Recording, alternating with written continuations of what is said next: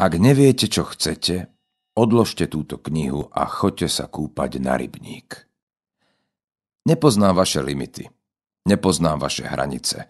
Neviem, čo sa podľa vášho osobného zákonníka smie a čo nie. Ja proste prídem a urobím to. Vysnívam si, poprosím, dostanem, poďakujem. Ľudská myseľ je neskutočne výkonný stroj. Stačí len snívať a ona začne automaticky pracovať na splnení vašich predstav. Aj tých zlých. Radi používate vetu "mňa raz z toho porazí"? Tak verte, že vás za pár rokov naozaj porazí.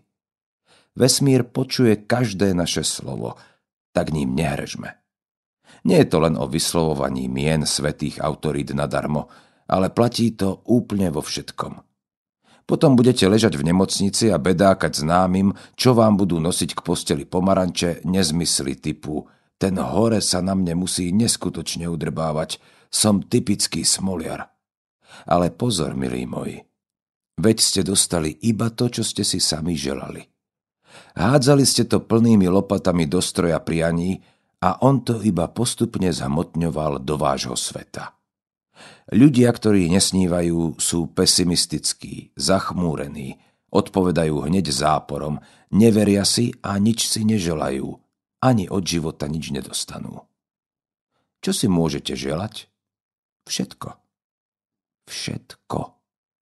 Bohatstvo, uzdravenie seba aj iných, vyriešenie konfliktu s inou osobou.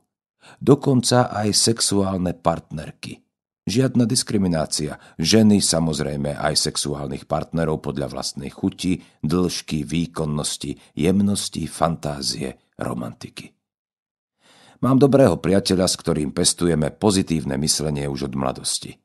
Chcel ženu svojich snov. Vysokú blondínku s veľkými prsiami, peknučku v tvári a s dlhými krásnymi vlasmi. Model ženy, ktorý nám momentálne ponúka matrixovský manažment vkusu. Ideál krásy. Prepáčte, odbočím, tak mi to tečie z vesmíru. Musím. A zároveň sa popriem. To mám rád. To je základ na vykinoženie Hierax kultu hneď v jeho zárodku. Manželky, neverte svojim mužom, ak tvrdia, že oni nikdy po krásnej blondínke netúžili. Klamú vás. Všetky vtipy o blondínkach sú pravdivé. Rovnako pravdivé ako pravda, že pekná blondínka je skutočne raz pekná blondínka a každý zdravý muž sa rád otočí. Koniec hláseniu mužského rozhlasu. Kamarátov vysnívaný prototyp skutočne prišiel. Počase však zistil, že dievča má v hlave trochu prázdno, že je tam len dutina so špagátom, ktorý drží iba jej chutné ušká. Tak začal túžiť po sexuálnej diablici, ktorá počase naozaj vstúpila do jeho života. Viete, ako to myslím tou sexuálnou nespútanou tigricou? Nie? Budem ho citovať. Stále kričala: šukaj ma, bij ma. Nechty mi zabárala do chrbta, škriabala ma. Mal som ju na barana a ona stále chcela, aby som ju ťahal za vlasy. A ten spoločný orgazmus. Bolo to niečo neskutočné. 20-sekundové spotené súsošie dvoch zomierajúcich duší. Niečo mimodimenzionálne. Poprosím veriacich na očistenie 50-krát Očenáš a 30-krát Zdravas. No nepozerajte ako jež na kefu. Treba platiť. A v nedeľu šup ho do drevenej búdky a priznať sa. Čítal som oplzlé vety. Pán farár, ale už som tú knihu spálil. Verte mi. Vráťme sa do deja. Krv by už mala byť naspäť v hlave. Počase zistil, že mať súhru v sexe je síce pekná vec, ale nestačí to. A tak si vysníval dobrú, rozumnú a vnímavú ženu, pri ktorej bude fungovať chémia a nech je to tá, ktorá mu rozozvučí líru jeho romantickej duše. Čo myslíte? Prišla? Bol som im na svadbe. Keď sa vám stane niečo podobné, napíšte mi adresu. Pošlem vám pálenku, zákusky a klobásky. Prvý príklad, ktorý som uviedol, je pre túto prozaickú dobu príznačný. Ide mu na ruku. Trošku to zharmonizujem romantickejším príbehom. Hlavnou hrdinkou je Janka, odo mňa o rok staršia kamarátka. Keď študovala na priemyslovke, bola jednoznačne najkrajšia baba školy. Vtedy sme sa ešte nepoznali, ale my všetci chalani v triede sme o nej vedeli. Bodaj by nie, keď skákala počas telocviku cez kozu priamo na chodbe, ktorou sme my kráčali do dielní. Neviem, či sme aj neprišli po zvonení. Tak toto dievča si zaumienilo, že prvý chalan, s ktorým si dá pusu, bude český herec Lukáš Vaculík. Celkom vysoká meta, pretože Lukáš bol v tých časoch vďaka filmom Vítr v kapse a Láska z pasáže idolom celej československej ženskej omladiny. Dalo by sa povedať, že existovala šanca asi milióntina promile percenta na splnenie jej tínedžerského sna, že sa jej splní. Držte si klobúky, pretože milá Janka vyhrala konkurs do filmu Kamarát do dešte a prvý chalan, s ktorým sa v živote boskávala, bol Lukáš Vaculík. Ale prirodzený pozitívny životný postoj funguje vo všetkých oblastiach, či ide o zdravie, vzťahy, materiálno či duševno. Človek môže mať všetko, na čo si len pomyslí. Stačí byť neoblomne usilovný, donekonečna oživovať to božské a prirodzené dieťa vo vás a ono už samo dobre vie, ako na to. Kto funguje v tejto línii, dá mi za pravdu, že to tak je. V Martine žije úžasná duša menom Sofia. Sofia znamená v preklade múdrosť a ona je skutočne duševne na výške. Zachraňuje v meditáciách spoločne s Plejáďanmi našu matku Zemičku. Nevyznám sa do toho, ja som obyčajný údržbár. Ona sedí v prednej kabíne raketoplánu. Ale jedno viem určite. Každý z nás je svetlo. Každý z nás pôsobí na inom fronte. Každý z nás je obdarený. Každý z nás vie podoprieť pútnika, ktorý sa na konci dňa premení na prezlečeného boháča a vyrovná nám službu mešcami naplnenými dukátmi lásky. Táto diva mala byť po úrazoch, ktoré ju postretli, slepá, do konca života pripútaná na vozík. 2 mesiace bola v kóme, asi 15 krát odišla na krátku konzultáciu domov, kde jej modré bytosti pripomenuli jej poslanie, dodali odvahy a vrátili ju späť do života. Môj román Nauč ma umierať bol napísaný na základe jej životnej púte.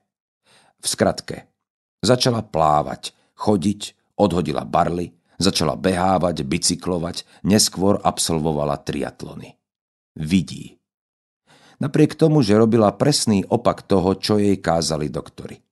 Na vlastnú zodpovednosť si dala vybrať strojček na srdce, podpísala papiere, vzdala sa invalidného dôchodku. Keby si ponechala túto finančnú výhodu, nespretrhala by všetky okovy. Keď som zdravá, tak úplne.